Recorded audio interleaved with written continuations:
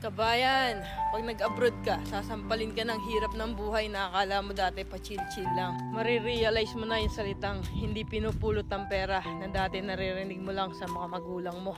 Marirealize mo na wala kang dapat pagkatiwalaan dito, kundi sarili mo. Marirealize mo na ang 5 oras na tulog ay sapat na para may paglaban ng isang araw na pagtatrabaho. At matututo kang pahalaga ng bawat sentimong sinasahod mo.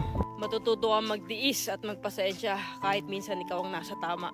Matututo kang maging independent o mag-isa dahil wala ka namang aasahan dito kundi sarili mo lang. Matututo ka rin ditong lumaban kahit ayaw mo na at hindi mo na kaya pero wala ka pa rin choice. Wala kang choice kundi kayanin na lang. Marirealize mo na hindi pala totoo yung sinasabi nila na masarap ang buhay dito sa abroad. Kasi pag nandito ka na, masasabi mo na lang talaga sa sarili mo na ang hirap pala. At totoo din yung sinasabi nilang lahat na nasa abroad ang pera pero wala dito ang saya.